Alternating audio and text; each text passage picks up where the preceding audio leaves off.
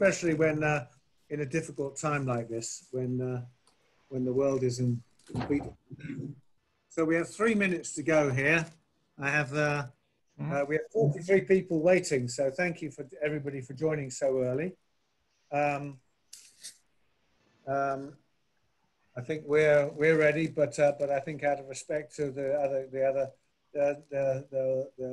lot more people registered, so we should not start early, but we will start on time. Okay.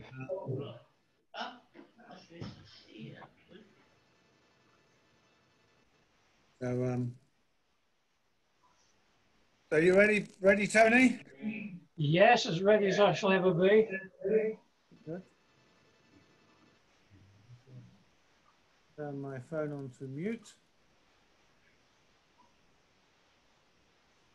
And the beautiful afternoon here in Rugeley, England. Sunny, a little bit of cloud. A warm, sunny day. Must be 16 or 17 degrees centigrade. What more can you want? What more can you want? Positively balmy.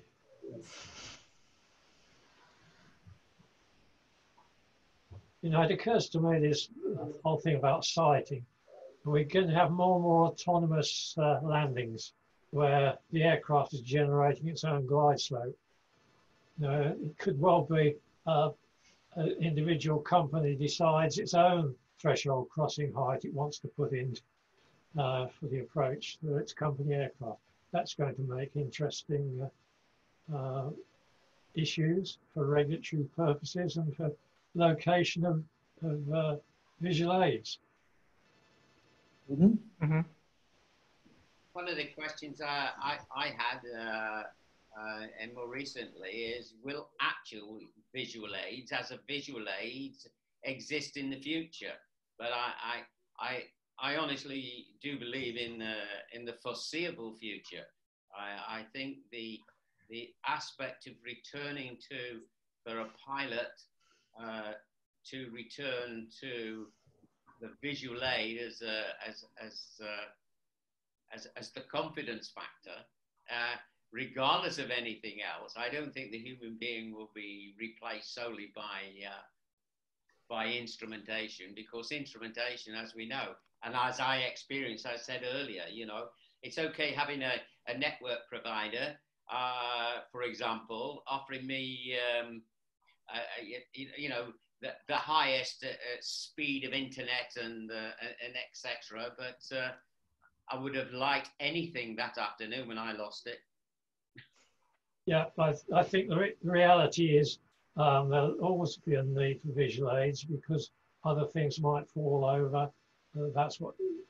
And I did some studies and trials 20 years ago, looking at the mix of autonomous guidance and using sensors to, you know, get rid of the ILS. But pilots still wanted to make contact with the ground. Definitely. Yes. Okay, I think we must be there, are we, Robert? Yes, yeah. Okay, right. Well, without any further ado, Robert, I would, if we'll start the presentation now. So I would like to welcome everybody today to the MUM's, TMS Tuesday. TMS Training Solutions, very proud to present our second PAPI Masterclass. Thanks to the demands and the questions, the number of questions you've been asking, really has stirred up a great deal of interest. It's from all aspects. We had to categorize all of the questions into different groups because it's a number of people want to look at it from a sighting perspective. Some people are asking questions in terms of the visual cues, want to understand how it works and looking at it from the pilot perspective, who of course is our customer in this for this very important visual aid. Then the very important critical area of calibration and compliance.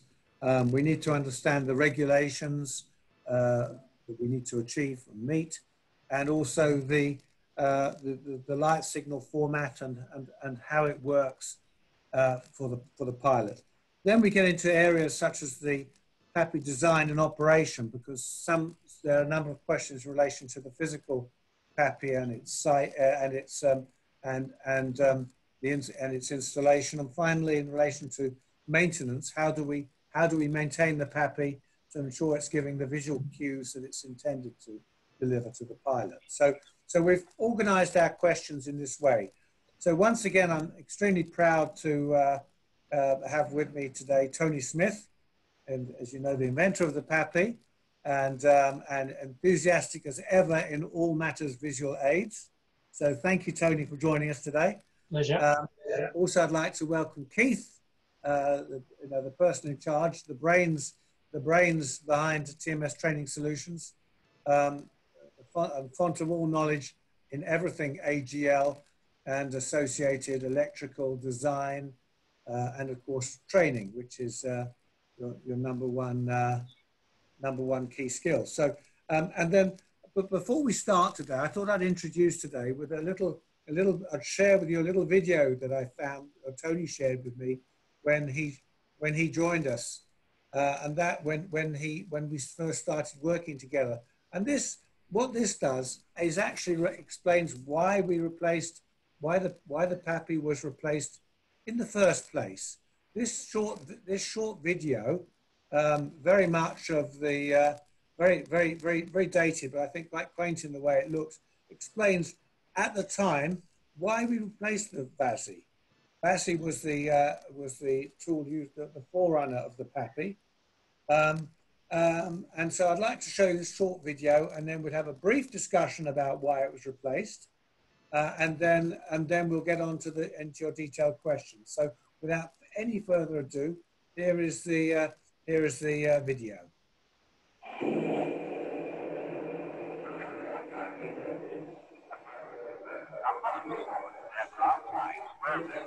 Rapidly increased. More and more aircraft built with prepared demand for air travel. Aircraft needed a strong, steady approach to make a successful landing. It became necessary to develop a visual guide slope indicator that could be seen from ranges of several kilometers, both in daylight and at night. This need was satisfied some 20 years ago by a British invention, the Visual Approach Slope Indicator System, VASIS. VASIS consists of two wing bars placed beside the runway, approximately 210 meters apart and some 150 meters from the runway threshold.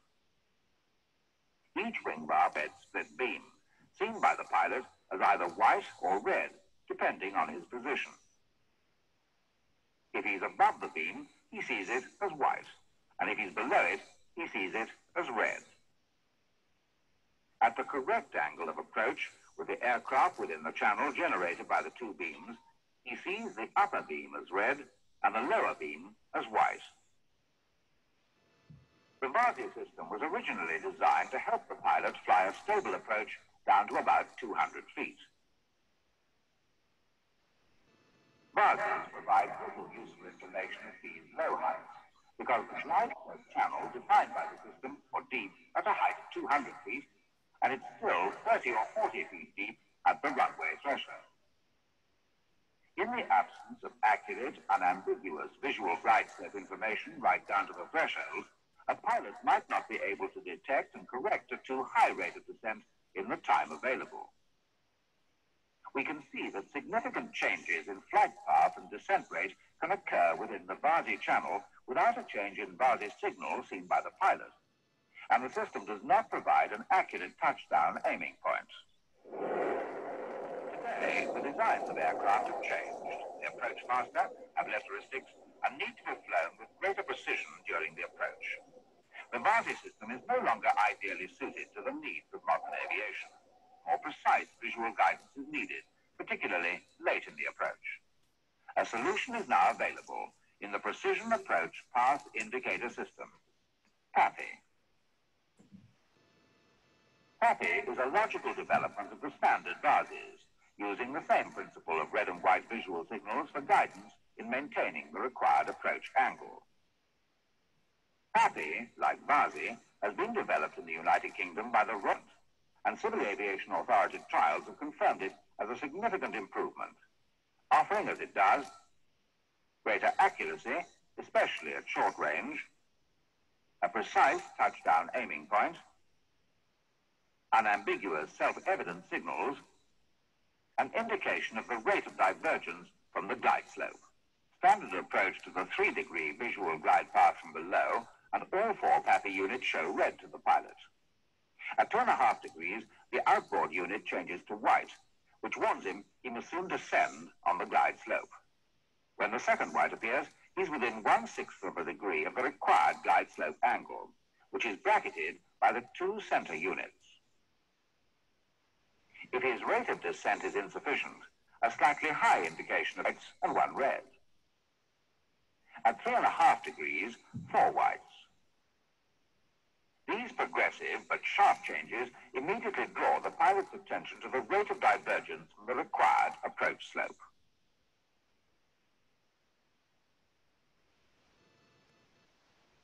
Right, so there you have it. This was produced, as you can see, so quite some time ago, but I think it gives a quite succinct explanation as to why you know what the VASI was, which many of you will not even remember, although I believe there's still 1 or 2 examples still out there in operation, and why it was replaced. So Tony, does that bring back memories? Yeah, that was made in 1980 at the time when the visual aids panel of ICAO was making a decision whether to recommend adoption of PAPI in lieu of VASI, and so that was an informational film actually. It was shown around 1980, so it's a bit dated. You notice all the pilots are male in it. He does this and he does that. It shows its age. Yes. Anyway, so I thought I'd just bring us nicely into the questions and answers for today, because that's why we're here. So first of all, we're going to cover the topic of sighting, and we've allowed about 10 minutes for each area, which is hardly anything. But as I said before, if there's specific questions, we'd be glad to help you on a case-by-case basis. So first of all, if I look at the questions we've got here, a couple relating to ILS harmonization. You know, how first of all, how does, so I'm looking at 2 questions. How does harmonization of PAPI, how can it be achieved with ILS, and what considerations do we need to account for during PAPI sighting? That's from Rabul Kalita. And similarly, where can we have detailed documents on PAPI sighting harmonization? From Sudhir. So what are the principles here, gentlemen? And let's start off with Keith. Keith. And where do we get the documentation? I think, you know, ultimately we have to go to the International Civil Aviation Organization, the ICAO, because they produce the international documentation and from Annex 14 and the associated aerodrome design manuals, such as the Aerodrome Design Manual Part 4. But there are also national deviations associated with specific requirements. But the instrument landing system is the primary approach and landing aid of today. And but then the ILS itself has tolerances, but we harmonize with the ILS, then when we're looking at the PAPI itself, there is the setting and the sighting associated without an ILS, and there's the setting associated with an ILS. Now, in the ICAO and the International Theatre documentation, then we calculate the sighting and the location of the PAPI according to the criteria as set by the ILS itself. and that means that there is a formula, etc., for doing that. When in some nations, for example, in the UK, then the documentation in the UK is associated with, we take the ILS as the clear guidance for wheel clearance at the threshold, and then we add specific distances for the PAPI as opposed to the ILS antenna, depending on it's a small aircraft, medium aircraft, or large aircraft. So there are different criterias, and it can be somewhat confusing if you are not familiar fully with the calculations, the trigonometry calculations associated with the PAPI sighting. But the sighting is down the runway by a figure of somewhere, depending on the size of the aircraft. And it's all about wheel clearance at the threshold and the clearance of the obstacles in the approach. So that's the clear. So maybe Tony would like to come in on this now. Yeah, absolutely. What Keith says, the criteria behind it, I sort of set out last week's webinar, the obstacle surface and all those things that come into it. This whole topic is obviously quite a live one in many people's minds, because frankly, the Annex 14 material, it's not incorrect, but in places, it's almost contradictory in what it requires. And it's quite difficult to follow. And I have been retired for some time. I haven't been following what's been going on, but it's been drawn to my attention. There's some very, shall we say, suboptimal decisions being made as to where to put the ILS because of perhaps the difficulty of navigating what the ICAO documentation is trying to tell you. And that's why I said last week, I think in the UK, after all, the whole thing originated in the UK, the Civil Aviation Authority as the regulator published their document CAP 168, and it gives very clear and very simple guidance. Assuming your ILS is there first, and as Keith said, all the considerations of adequate wheel clearance have been built into that sighting, then it's a matter of how do we best harmonise the PAPI signal with the ILS. And if you've got an ILS, then you open the middle sector out to ½ a degree rather than 20 minutes. And then you do a simple calculation based on the eye to wheel heights, the average of those you're dealing with from small to large aircraft, and multiply that by the cotangent of 3 degrees, and that'll give you a distance somewhere between, say, about 25 and 65 meters up runway, depending on the range of aircraft. The bigger range of aircraft you've got, the further one. And I do think Annex 14 needs to be rewritten, and certainly the aerodrome design manual, to make that clear, because it actually is quite a simple requirement, but I think the Annex 14 is 40 years old, and I just think from operation experience, it needs to be rewritten to take account of modern trends and modern requirements. Well, I just thank you, Tony. It's very interesting that Andrew Badham, who is the UK rep from the UK CAA, and on the he's chairman of the Visual Aids Working Group for ICAO, has actually been watching these webinars, and has invited yourself and Keith to make a contribution as to what changes you think should be prioritised or update, should I say, because with the passing of time, these are living documents, and they need to evolve in accordance with the need of our ever-changing world, of course. So he's invited you both to make your proposals, and that's something, the invitation we will gratefully be taking up. Can I just check that last week we mentioned CAP 168 and also a document that I wrote explaining all this background to this. They are available. to anyone who wants to.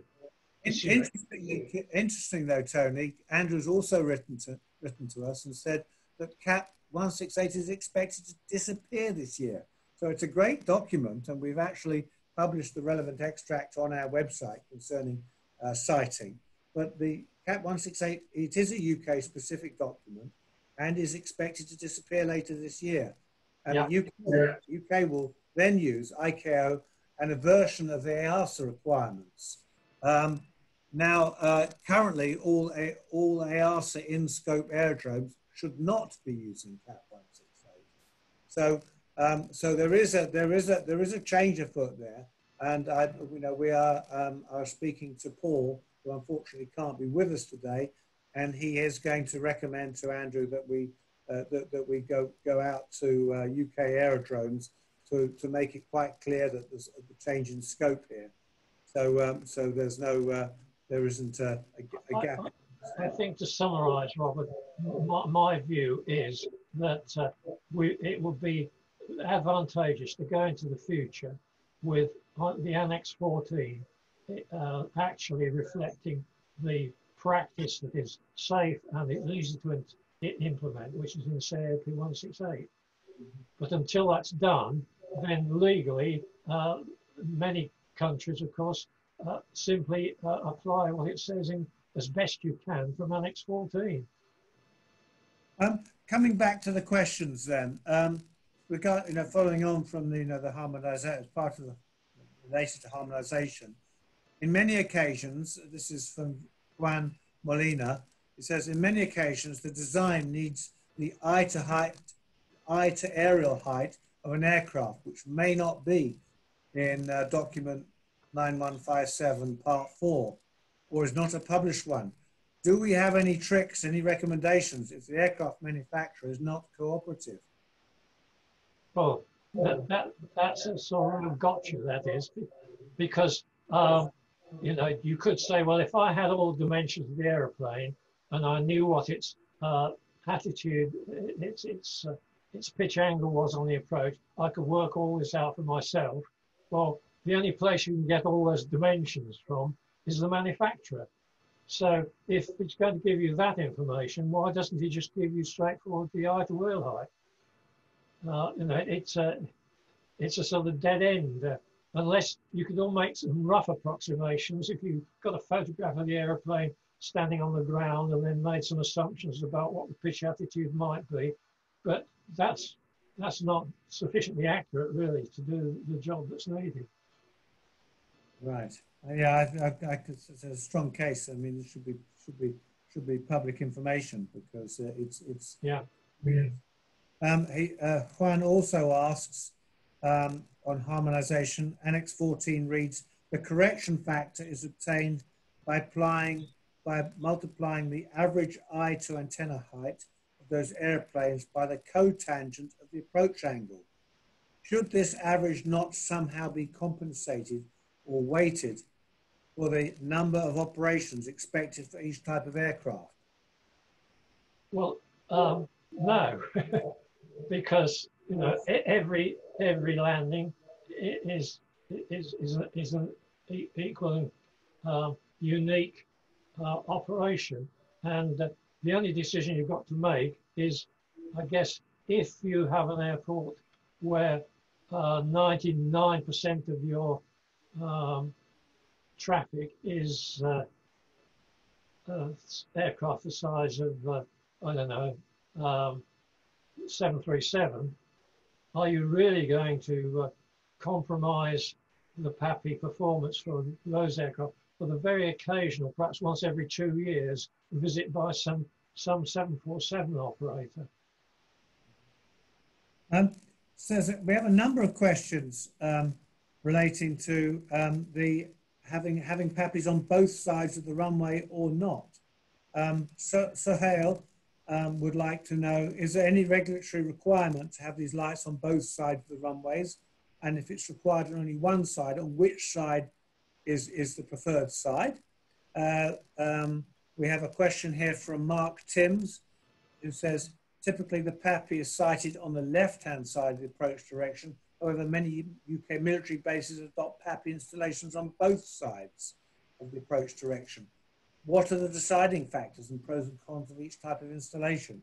And there's a couple more, you know, looking to understand the reasons for and the rules regarding whether you have one or two and where they should be sited, which side they should be sited.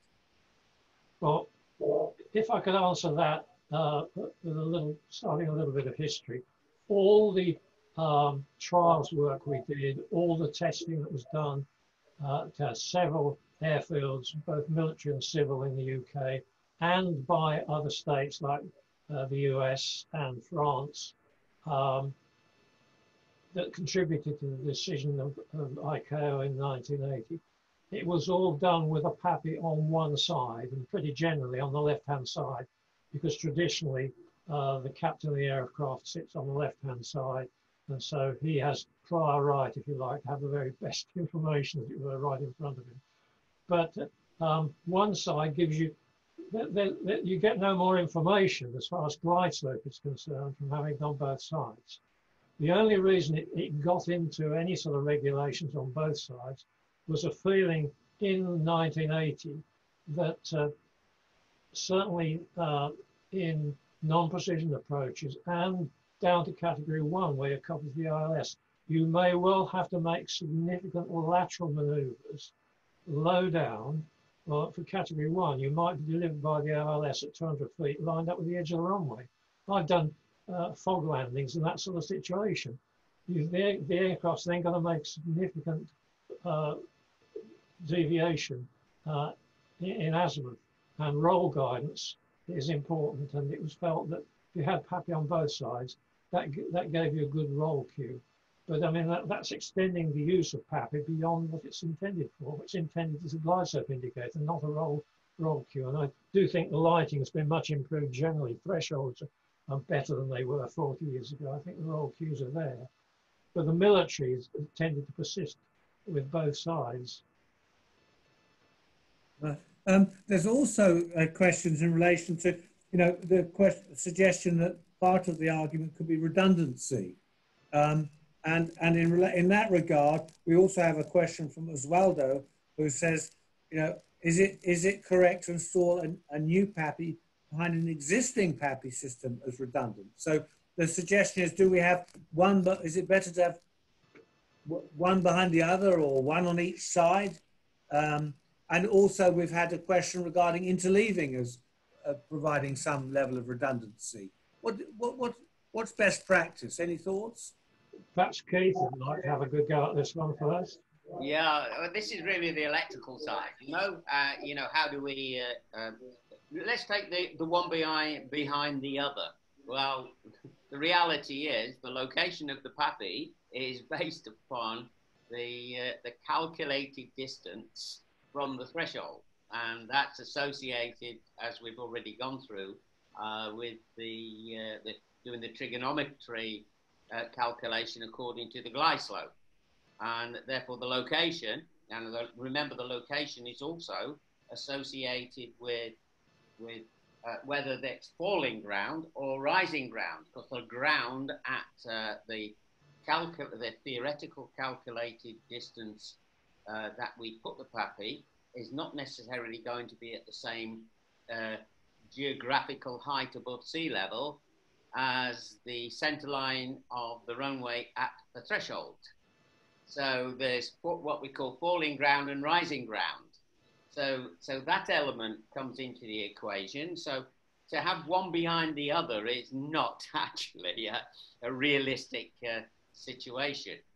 However, on both sides, I think Tony has already covered, so we have one on the left-hand side, the preferred side, or the right-hand side, then does give additional redundancy, whereby should you lose the power to the PAPI on the left-hand side, whether or not it's interleaved, then you always have the right-hand side PAPI. That means you are still 100% compliant, because you can have it on the left-hand side, the right-hand side, or both sides.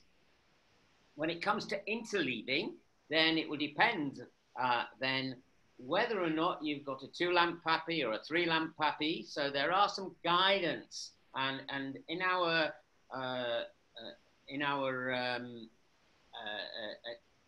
answers that's going on the website, I've made a comment and some guidance, and those of you who was here earlier with you will have heard us talking to Mr. Robert Vitry, and Robert is online at the moment. Hi, Robert.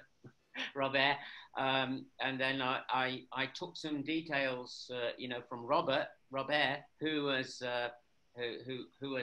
done a lot of design criteria associated with the installation, not just the sighting, but the electrical connections for PAPIs, etc. So that information is available. Thank you, Keith. Right, so now we're looking back at the I think you talked about uneven ground. A question here from Paul Collins. Typically, we look to install the 4 PAPI wing bar units at the same optical level. However, there's also a requirement to ensure the units are mounted as low as possible, i.e. allow for any transverse slope with a lateral gradient of not greater than 1.25%. What would the panel recommend as being the overriding criteria? A level horizontal plane or mounted as low as possible? Keith. Okay. Well, when we do the calculation once again, you know, you look at the ground, and whilst I say the location of the PAPI may be higher than the datum at the threshold, or it may be lower than the datum at the threshold, but as Paul has just said, we could have a sloping area, and the PAPIs are actually installed. The PAPI closest to the runway at 15 meters, nominal 15 meters, then 9 meters, 9 meters, 9 meters. Now, if that slope is greater than 1 in 25, then as you've said, or as Paul is asking, then one of the considerations, and I feel it is a bar, a horizontal bar, eh? And if you exceed the 1 in 25, then to make a horizontal bar, the outer PAPIs would be exceedingly high legs, for example. So in that case, we do some additional calculations where we may stagger the PAPIs so that the PAPI 1, 2, 3, 4 or A, B, C, D may not actually be at the same distance from the threshold, so that we can achieve the optical illusion to the pilot that is a horizontal bar. So that's an additional calculation that we'd have to do. I think as well, in a sense, once you're outside the strip, the 15 meters, then you're going to have the PAPI projecting some distance above the ground, whereas in the strip there should be nothing. And a modest, small amount is tolerated. I think 2 things just remember. One is, let's say the outermost PAPI, the one that's set at 2.5 degrees, that might, to have a horizontal bar, might be quite high above the local ground then. I would put it to you that any aircraft that is going to hit that has other problems on its mind. And the other thing is that the slope, we tend to think of the slope sloping away from the runway, but the slope may be the other way. It may be sloping upwards from the runway. So it's your innermost PAPI, which may give you the problem about keeping a level bar. It may not be the one that's furthest from the runway. Yes. Yes. Okay. Yes, because I have seen a number of where PAPI lights, the platform which the PAPI lights are mounted not the same level.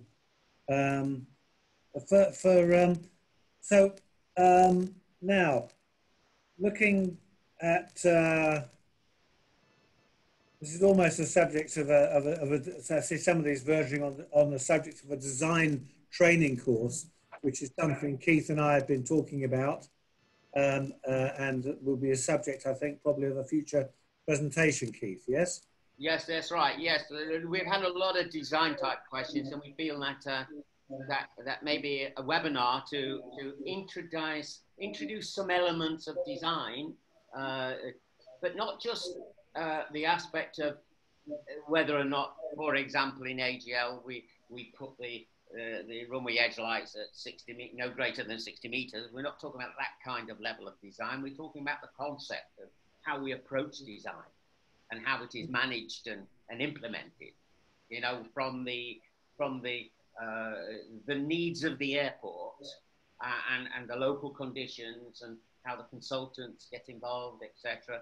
And as we know that most big consultancies then are civil engineers, and then they'll buy in the AGL expertise as required, and that's usually the start of the issues, you know, the buying of the AGL guy as required, because then when and to produce the tender documentation talks about standards, the tender documentation talks about the technical specification, and then has a set of drawings, and the three never match when you look at those, and it's such as and if Robert was online now, and the times that he's had to look at those documents and say, well, we have to work it out for ourselves, and then we have to specify.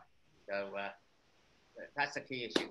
Yes, avoiding that not happening. I mean, it always does happen, but if you can avoid that, it makes life a lot easier for all concerned. So Naveed would like to know details of PAPI light distance from runway edge and and as well as the, you know, we've talked about harmonization and how far back from the threshold and that sort of thing, but how far should they be from the runway edge?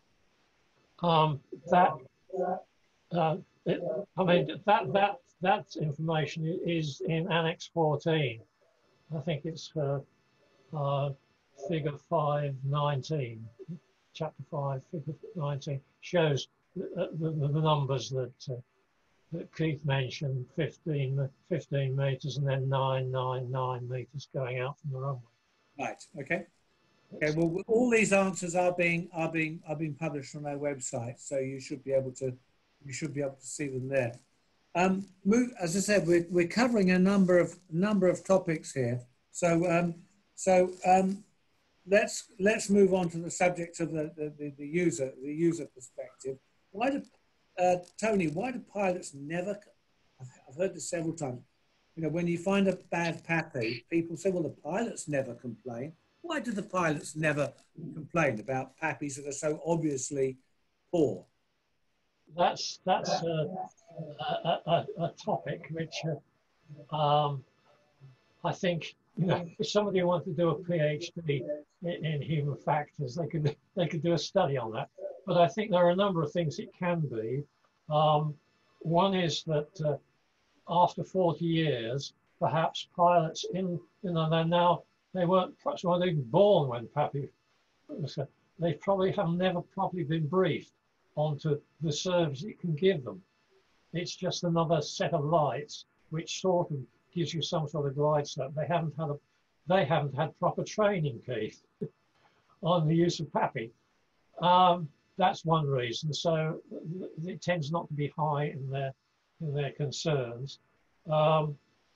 The second, I think, is what we've been talking about early on, the bad location of PAPI, neutralizing some of the benefits, putting it so far upwind that the shorter ranges, the pilots don't get the important information. One of the reasons that PAPI was adopted was it continued down to the start of the flare and would pick up deviations.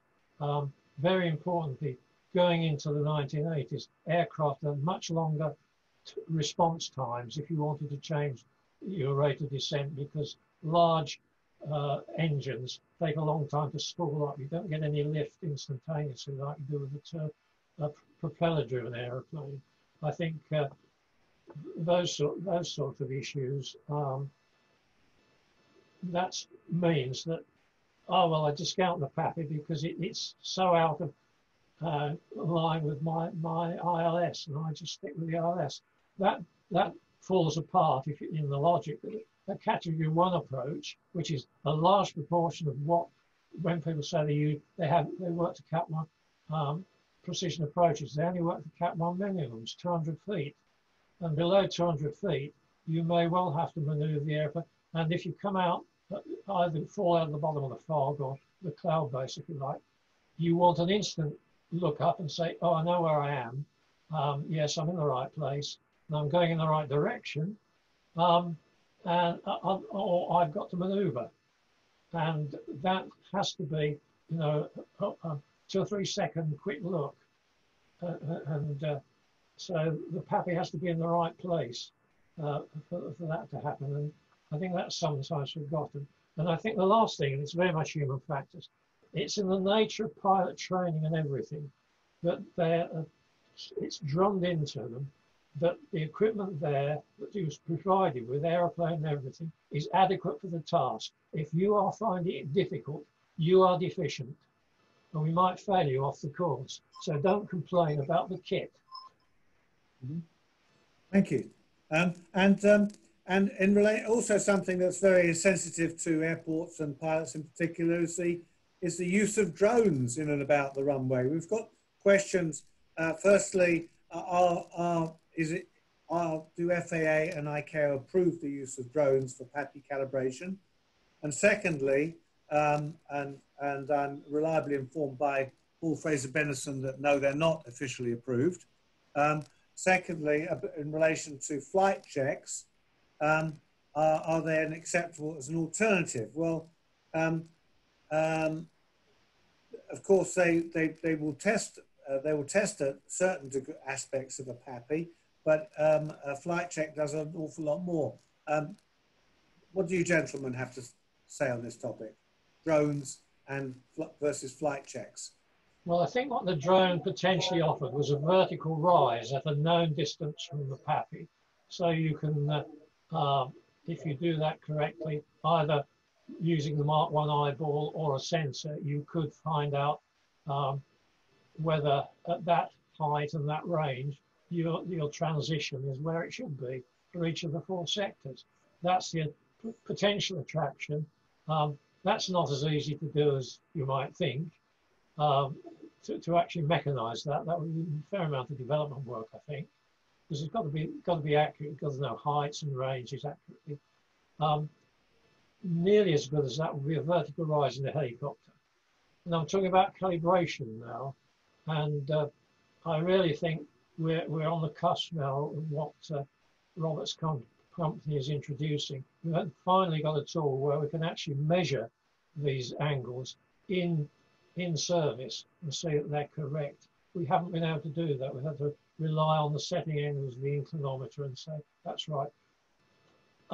Flight testing was something that regulatory authorities did over 60 years. They tended to look at, is the overall pattern of all the lighting right? Are there major deficiencies, like the runway center line appears very dim? They go through the setting angles of the brilliancy. Do you get the 5 steps of brilliancy? Those sorts of functionality things, but it was never a proper calibration. And attempts at calibrating PAPI, if you do the sums, again, it isn't easy to get a calibration that is sensitive enough for the accuracies to which this device works. So I mean, we know this is indeed something we've looked at before. We've come up with a PAPI testing unit that is portable and rapidly measures the setting angle, the transition, both for compliance, also the intensity of the red and the white, and the color of the red and the white for compliance. Yeah. Yeah. We've done this because when we tried the drone, apart from the difficulties of getting permissions to operate, first of all, you have to be licensed to use a drone in the different conditions that you want to use it, and that's a complex subject in itself. But also, you need to have commercial insurance to use a drone anywhere, but especially on an airfield. And strangely, it's become very difficult to obtain after events in the recent past. But the problem, the overriding issue was, because we had permission to do these trials, the overriding issue was that whilst we were able to determine the setting angle, measuring the transition was incredibly hard, because at what point does what point does the transition actually take place, especially if the PAPI is not well focused, which it often isn't.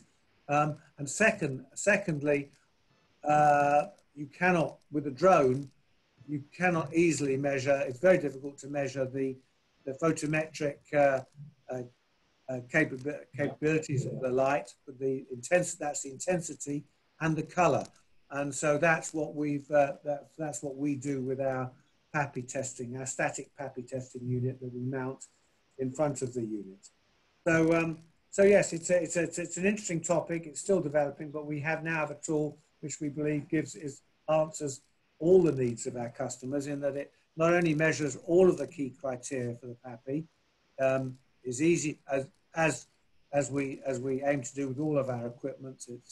It's accurate in its measurement, easy to use, and it's robust and reliable, and also it's very quick, because obviously you don't want people. You want to minimise people time on the runway area, on usable areas. So but it also measures signs for compliance, and we're developing further capabilities to measure lights on a static basis, which will include high mast approach lights. So that's something which I hope will interest a lot of you out there. But, so moving on from that, if we now look at the actual calibration of the PAPI, what is the question I have here from Hugh Radaby? What is an acceptable tolerance when calibrating PAPI and Apappy lights? This question refers both to instrument and non-instrument runways. Tony. The accuracy of setting. The design gives you a specific angle, degrees and minutes of arc, or decimal points of degree and angle. That is the design. Then, of course, there are two things. How precisely can you define where that transition is? And in manufacturer tolerance and acceptance, you should be able to, in our practical experience, you should be able to get a transition such that the uncertainty is exactly where the change is as little as 1 minute of arc. But that you can't practically carry that through to installation. You should try, of course, to get exactly the right angle. For example, when you go and measure it in the field, in reality, we have to have a tolerance that we can live with, which is no more than 3 minutes of arc. So the setting angle that you measure should be within 3 minutes of arc of the angle that is designated. In my experience, you can do rather better than that and probably do 2 minutes of arc, but you shouldn't go more than 3, bearing in mind the sectors are only 20 seconds apart wide. To go to more than 3 is not really acceptable. Okay. Next question is, how frequently should I check my PAPI, and what should I well, we've talked about what we should measure. You know, we're measuring the setting angle, the transition, the color, and the intensity of the red and the white. How frequently should they test these? What's best practice in terms of an inspection and maintenance regime? Keith? Well, if you look at most of the maintenance documents associated with the guidance on preventive maintenance, once every 6 months. But the reality is that many things happen to the ground. We have storms in various places and we also have the ground movement, whether it's wet, dry conditions, cold, cold, hot conditions. Ground moves, so therefore the bases may move. So, or as some airports experience, the grass cutter, with his listening to his radio and his music, cutting the grass, suddenly bounces into a Apappy unit. So, they can get physical damage. So those kind of issues do occur. So, so to only do a preventive maintenance once every 6 months to check the angles is debatable, right? Although that's the guidance that come out from most of the documents with a flight check once a year. But I would suspect once a month would be more of a realistic, but it depends on the tool you use, of course, that for checking those angles. Now, as you know, Robert, we you now have a PAPI testing capability, with a calibrated tool where if, for example, we want to use a tool, a rough tool, then the way of doing it before is to use a clinometer. But the clinometer needs to be it's not just to put it onto the box, because not all of the PAPI boxes that house the optics are as structurally strong and well made as others. So it needs to be on the actual mount associated with the mounting plate. And I think Tony last week, discussed that. And so maybe once a month is a realistic, or after a storm or something, an incident. I would have thought that would be the more realistic. Tony. I would agree with that. I think over the several years when we were doing testing, we started off, well, the first week, you check it every day before you go flying. And then you go out to a week and then a fortnight. We tended to have fairly frequent inclinometer checks, probably never more than about 2 weeks. But we were working with temporary bases always, because we were just putting the thing in. We didn't have permanent bases. That was part of the reason for that. I think it's just what you said early on is right. In a sense, it's up to the competent authorities locally to decide, because there are many factors. If you're in a place where the ground is liable to move for one reason or another significantly, you may need to do it much more often than if you've got a very stable platform. Just one other salutary thought, ILSs, apart from category 1, if it's category 2 and 3, there's a thing called the far-field monitor, and that checks continuously that the ILS is pointing in the right direction. Well, there's certainly, I think, pointing back to the, in your answers, that by performing the measurements, you gain an experience of what of the movement, and then based on the level of movement, then you will determine how frequently you need to check. But you won't know that, and of course it will depend on, in some cases you can have significant climate change. I mean, you can have very cold winters, permafrost, where I've heard in Canada they would bury the foundations for a Apappy several feet, in fact over 10 feet down in some cases, to overcome the effects of permafrost.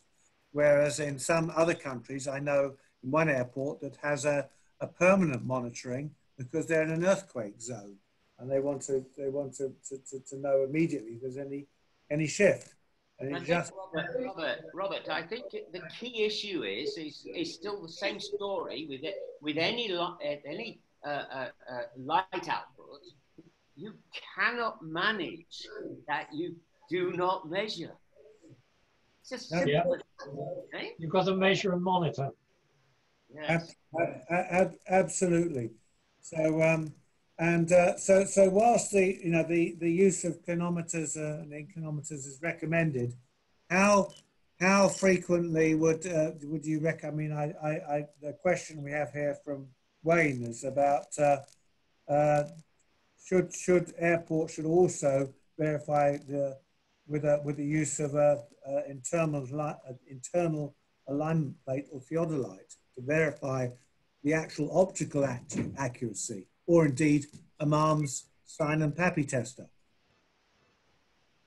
Yes, I mean, we're on the cusp of being able to do something that really needed to be done for the first time in an easy and comprehensible and credible way, which is the tester that is now coming onto the market. It's a great move forward to be able to do that. And even the frequency with which you use that is going to depend with some operation experience, how frequently you do it.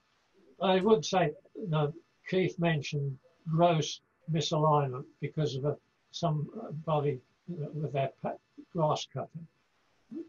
Let's step back and be realistic. Operationally, any aerodrome does a daily check before flying starts, or does a 24-hour check. Should pick up gross misalignments. That's one of the things about PAPI, because you've got 4 units. If one's grossly misaligned, you don't have to be a rocket scientist to work that out. It's grossly misaligned. It's very obvious. Amit, so moving on to more the physical aspects of the PAPI, Amit has asked if PAPI is not visible from 4 nautical miles. Excuse my lack of knowledge, but I'm not sure if there's a requirement for how many miles it should be seen from. But I've heard a figure up to 10 miles out in good visibility conditions. But if the PAPI is not visible from 4 nautical miles, what can be the possible reason if all other requirements are under acceptance, i.e. unit angles and the beam on check stick? We don't know the scenario behind this question. I'm trying to think of a scenario why this wouldn't happen, provided the equipment is within spec and is properly installed and has correct power applied to it. If it can't be seen at that range, and I think that the figures are actually 4 miles or 7.4 kilometers was the spec, simply because that was what was for Varsi. We just adopted the same one to say, yes, you should be able to see it from 7.4 kilometers. But there we are, by and by. If the installation is incorrect and the spacing between the boxes is a lot less than the 9 meters, then the discrimination between the boxes won't be present. But I have to assume they're really talking about a case where the equipment's been properly installed and potentially has the right power applied and so on. I find it difficult to think of a case when, except of course in low visibility conditions, you won't see it. Absolutely, Tony.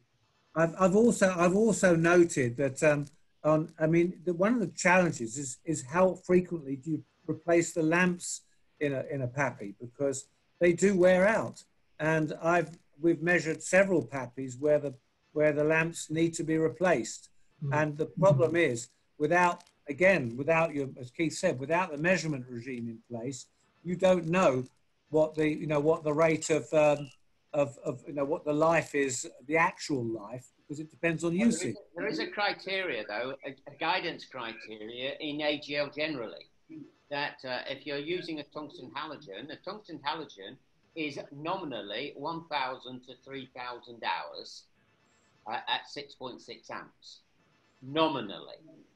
And the guidance in ICAO also says that when a lamp reaches 85% of its expected life, it should be changed. And therefore, then, if you're talking about an average airfield where a lamp is being used to illuminate the AGL, then a pretty average airfield, a tungsten halogen lamp would be at the various intensities then would last approximately a year. So, you know, that's where the block lamp change concept came in. But then there may be times when you are changing a lamp, then you need not do so. Or there's a lamp that has deteriorated much faster than anticipated. So it still comes back to the element, you know, it's difficult to manage if you don't measure it. Eh? Absolutely. And that's why in the last 10 years, when it's been emphasis both in what manufacturers can offer and in our care, that we must have adequate in-field measurement, the right sort of frequency, not to make the job of aerodromes more difficult, but so that you do meet the requirement in terms of the output. But the benefit that has been shown is that you actually do less maintenance, because you see you can target your maintenance to those fittings that need the requirement. One of the things, Tony and Robert, and for everybody really, that I experienced at other times around the world, is that when they do look at photometric testing, and this is not just talking about PAPIs, we're talking about AGL generally, then there's some guidance in Annex 14 said, at the very least, I'm not going to quote the exact words, but at the very least, once every 6 months. Well, what a waste of a statement that is, because you do the testing according to the analysis of the results you get. Yes. And so that statement in Annex 14 is very, very, very confusing, because I go to airports when I've done audits and maintenance inspections, say, oh, we do it once every 6 months because that's what Annex 14 says. Yeah. Well, there again, you're making my point again.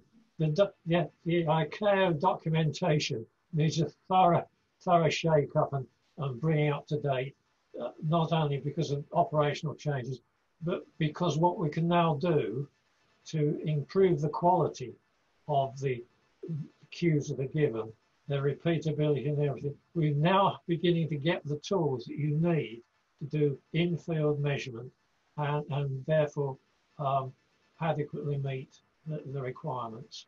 The tools, though, Tony, that we have today, that is on the market, not coming, but on the market, is that those measurements are, and those results are in real time, and they are available in real time, and you can see the trend. And the trend is there for us all to see. Eh? Yes, I said last week, that's the, you know, it comes at all levels. At the top level, you can have a fail serviceable output within seconds, and then you can dig deeper and deeper and deeper to do schedule your maintenance. You can see, and I can think of cases, not with PAPI, but with other lights, where it's clear that light number 57 in the center line is failing and failing and failing the light output. So it suggests that it's something more than the light sources, or even contamination. It may be the electrics. You may there's another aspect which I think which is a wider thing, Robert, in terms of AGL and the results associated with measuring the photometric output, and basically, is it compliant? Is that that should there be an incident or an accident, and the pilot then say, as they do, I couldn't see the lights or I was confused, then there's going to be as part of the air investigation department, they will analyze that. And then there's two elements. Number one, they will apportion blame associated with the results of their findings. But hot behind that will be the insurance companies and the loss adjuster coming in looking not to pay out. Well, I point of cynicism here. One of my predecessors in the visual aids world in the UK, Ted Culbert, who his name is well known, he said to me on one occasion, he was in retirement and I went and drank tea in his orchard one day and we had a nice long chat. He said, safety regulations, whether at sea or in the air or whatever, they're not there primarily to enhance safety. They're there to enable the lawyers to apportion blame because someone's got to pay. Correct. How cynical, but yes, but I have seen that. Now, a question here a question asking about the rigidity and stability of PAPIs. We've been talking about PAPI designs. We've seen, I think you were telling me about some two-legged PAPIs. We're talking about 3 legs and 4 legs. What are the requirements? Are there any specific requirements governing how many legs a PAPI should have and how high they should be? Well, I think when it comes to rigidity, and Tony said, the platform that you put the optics on has to be fixed, firm and stable, right?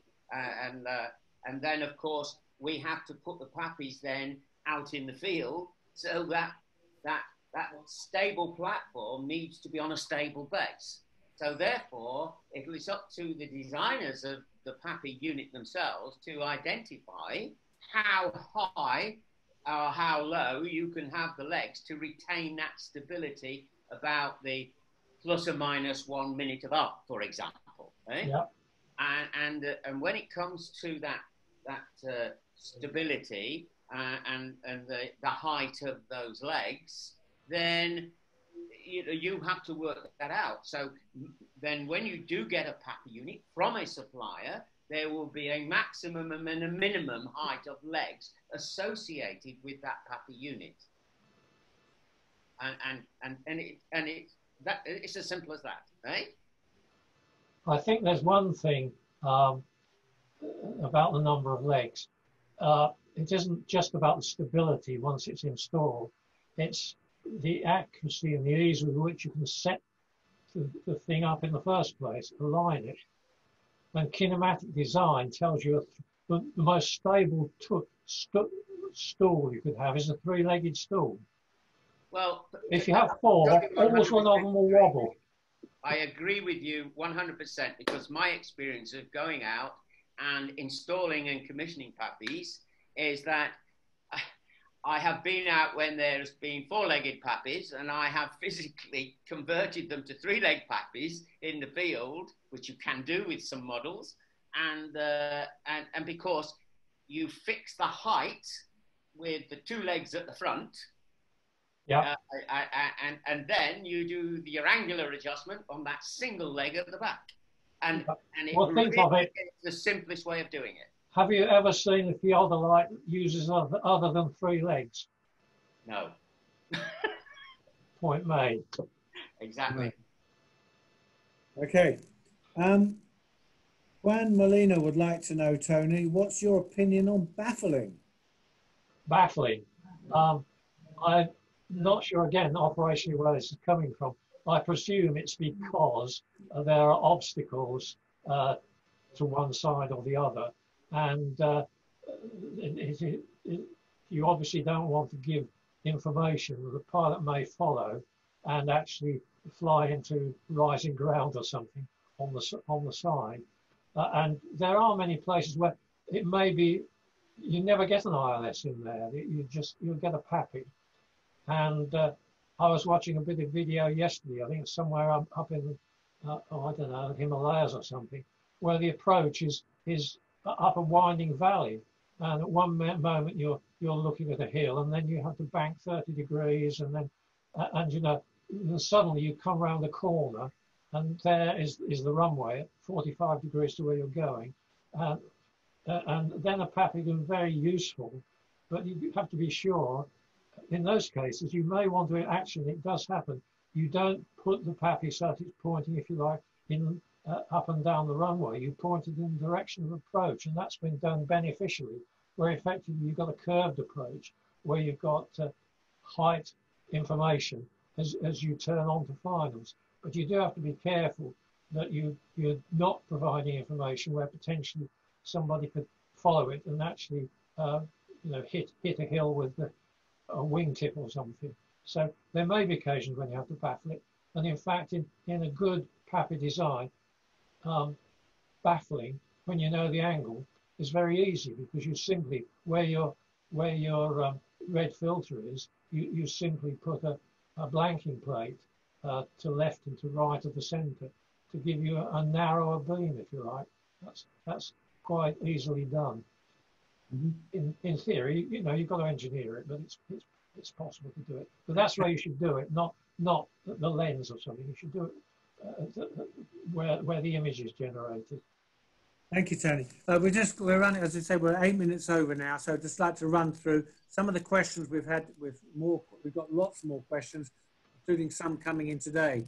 And we had some questions before and now again today on LED PAPIs. The question I have here from Mohammed is, other than longer life, what are the other pros and cons of LED PAPI lights over halogen compared to halogen PAPIs? What are your thoughts there? Well, maybe I can say an LED is a light unit, and the color ratio is much clearer, right? Because and I think most people who have got AGL LED lights will know that the color definition to the human eye, because it's a different scenario, is totally different.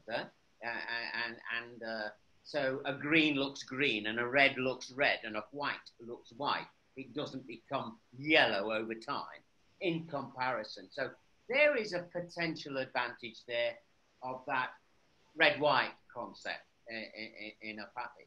The other element, though, there are, of course, things associated with the longevity, as is already mentioned, but also there's also we have seen that there is deterioration in LED light fixtures, in light units, right? Over time. There is a deterioration, and I think you're still coming back to the same thing, Robert. If you can measure the light output, then you can monitor it, and you can see that you can justify or record the deterioration that happened. But LEDs do give to the human being a crisper color, right? Mm-hmm. Definition. I think, yeah, to go on, look at the science of that. I see on the market two types of LED for domestic use. There are those that actually imitate the color rendering of tungsten halogen lamps. In other words, they have a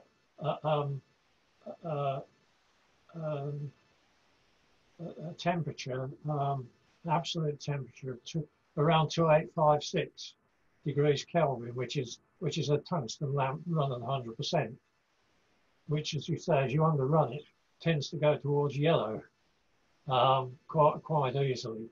And whereas what I think you're talking about, and what is often used, it's used in car headlights, are the other sorts of white LEDs, which have a Kelvin temperature of 6,000 Kelvin. And it's a sort of very blue white, sort of snow with sunlight on top of it, sort of white. And that, yes, it's a better contrast between that color and the red. But it's still a variable white, and that variable white is a large area on the CAE color diagram. But it's compatible. It's an LED white light is totally compatible with the regulations.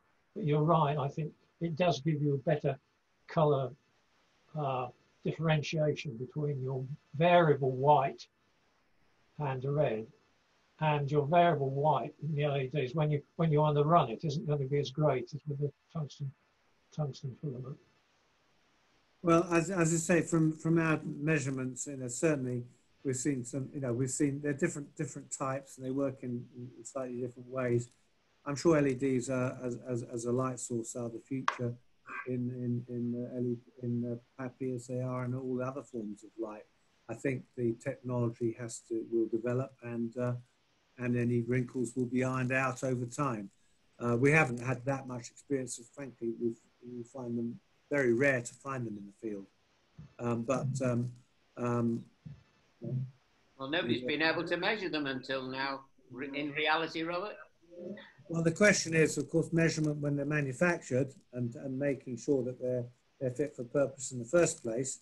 And secondly, one of the challenges will be the life, because certainly, with the investment in the technology, there is potentially a power saving, but also the unit has to last a long time, because you're competing with some PAPIs. I see PAPIs that have been out there over 40 or 50 years, and so the whole cost of total cost of ownership is clearly is quite keen with these PAPIs, which are still functioning very well, by the way. So provided they're maintained. So moving on quickly, I have a question here talking about 2.69 degree, and it's saying, well, how can it be more than 60 minutes? How can you have more than 60 minutes? Just an issue that we've come across, I'll answer this for myself. When you express angles, you can express them in decimal points. So 2.5 degrees can be 2 degrees and 50 minutes, or it can be 2 degrees and 30 minutes, depending on how you look at it. You be very clear when you're expressing measurements and setting angles that you're comparing like with like. So that will be the, from Rashid here, that will be the explanation for that apparent anomaly. But I've seen that, and I've experienced this confusion myself. So I feel your pain, Rashid. We have a Chandra Ramon Han wants to know about the unit PAPI calibration interval. I think we've answered that one. Well, the actual PAPI there's maintenance intervals, but the PAPI calibration interval. Do you know what the manufacturers recommend, or do you have any thoughts on that, Tony? No, I don't. We relied totally on having bought the equipment, actually the regular checking, because it was providing the signal. We didn't ask the manufacturer how long is it going to stay in tolerance. In fact, our experience was they stayed in tolerance a very long time, unless they're badly mishandled. And I think you've made a point to me, Robert, before, that you can set it up in the laboratory and it's perfect. Passes all the tests. And then you put it in the back of some sort of vehicle and take it out to the runway, where it bounces around on the journey. And elements of the internal optics can be displaced, particularly if it's not a very good design. And I would say it would be good practice to regard the transport of a PAPI unit to be equivalent to the sort of thing. The other day I had a new television delivered. It was in a cardboard box, but it said very carefully which way was up and where you should clamp it to keep it rigid in transport.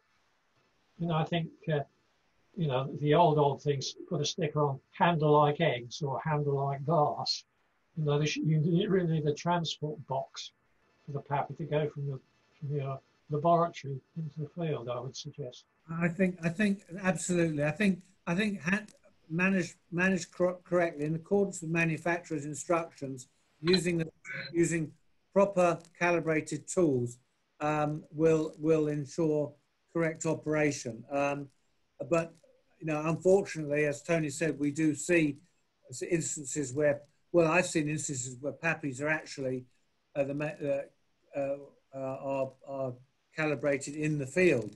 I would always recommend it's done in the workshop in a proper environment, because there's a lot more to just relamping the PAPI, internal mechanics, but also it has to be actually handled in an appropriate manner, because as we've seen, sometimes the transportation in the back of a vehicle can actually throw it out of calibration from the journey from the workshop.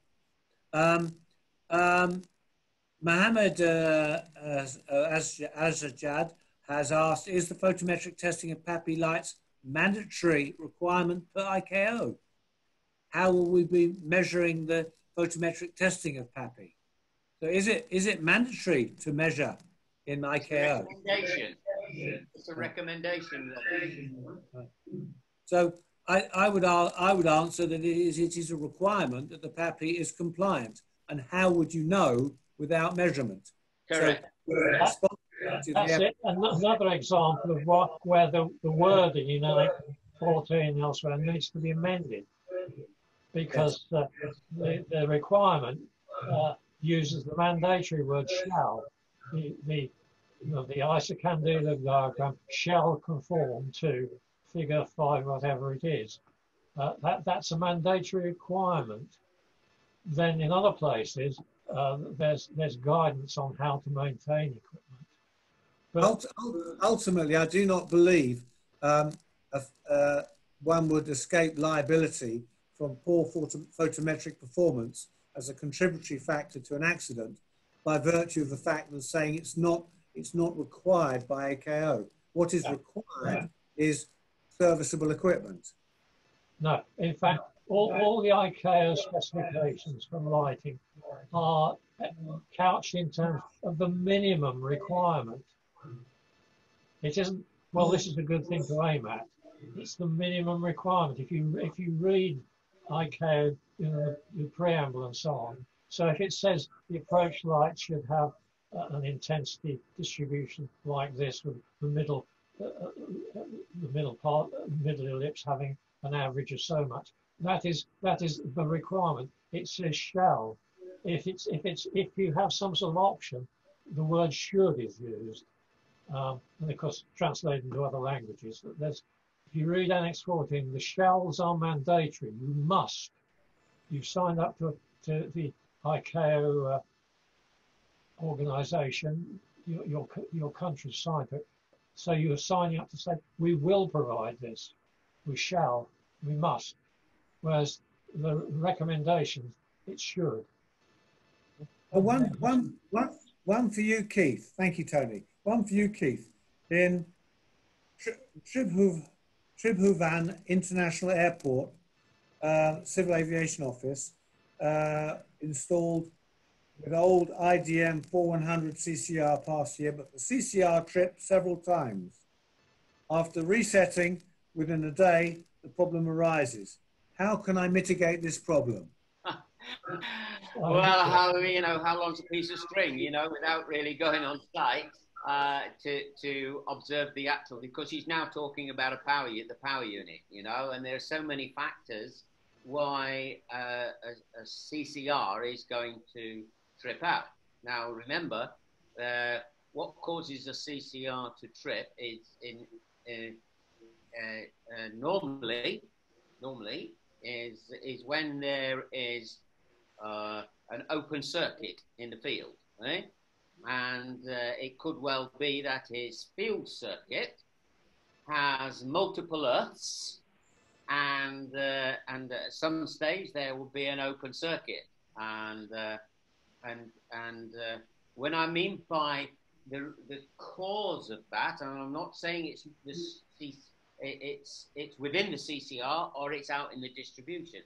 If he's talking about the CCR itself, then clearly it's the model of CCR and how long they've had the unit, etc. So there may be component failures in the electronics associated with the control side of the CCR.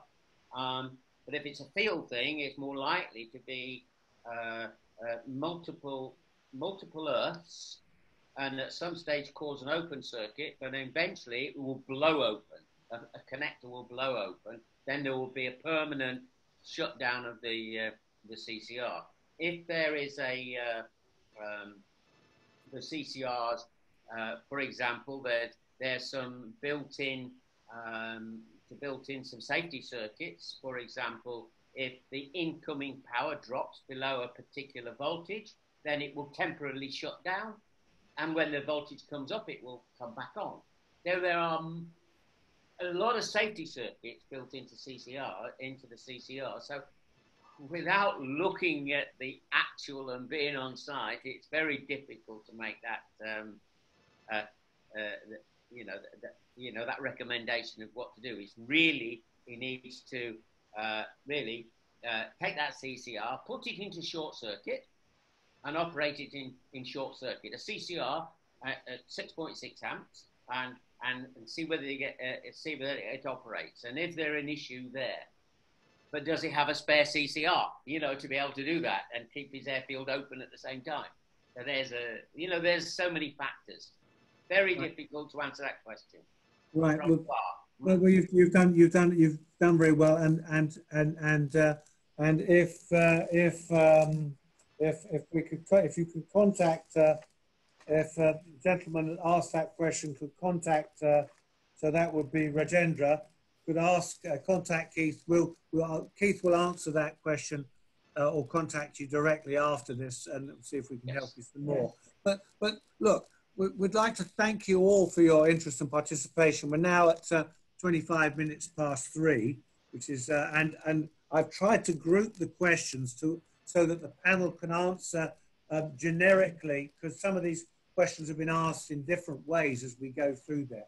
We will take each individual question and answer them individually on the website, so you can see answers to your specific question after this webinar. We'll try and get them posted as quickly as possible. But I hope we've added to your knowledge and understanding of PAPIs on these 2 webinars. I'd like to thank Keith and Tony in particular for their contributions, and of course Tony, without which we wouldn't have a PAPI. So I'd like to ask Tony my own question. Let me try and work this out now. 40, 50 years on now from the invention of the PAPI. Are you happy? Are you happy? Has it gone in the right direction? Am I a happy PAPI? Is there anything? I think what makes me happy is the sort of situation where I'm somewhere socially on a cruise, as I was a couple of years ago, at dinner, and the guy sitting next to me says, "Oh, you're the inventor of PAPI. There's an occasion when it saved my life, because I was going to fly into the sea or something." And I've had, when you get that sort of thing, then you feel your living has not been in vain, and you don't get too big a head over it. But that's the nice satisfaction when you think you have contributed something to flight safety. Yeah. Well, thank you again, Tony. Thank you, Keith. We're back again next week with we're talking about our 8th webinar, where we'll be talking about ninth webinar, I'm getting lost. We're talking about AGL serviceability and compliance, and causes of low performance, and the lessons we've learned through working with your lights for so many years, and share those experiences, so hopefully you can benefit from them to make your lights work better and longer and more cost effectively, which I know is a pressure on all of us nowadays. But of course, overriding all of that, they must be safe and compliant, and you must be working in a safe environment, because it is a very dangerous place out there. Those series circuits, 6.6 amp, is in the wrong hands is a recipe for, I say disaster. It's a recipe for death. That's all there is to it. So, Keith will be talking some more about that, and we'll be talking about more in terms of our photometric understanding of performance and everything. And Keith, Tony, as ever, will be with us physically or supporting us in our efforts to help you with your airfields. So any more questions? It doesn't matter, this webinar is over. Please push them all in. They will, all answers will be posted on the website, and I look forward to seeing you all at the same time, at the same place next week. Have a good week and thank you. Good night. Thank you. Bye, everyone. Bye. Bye. Bye.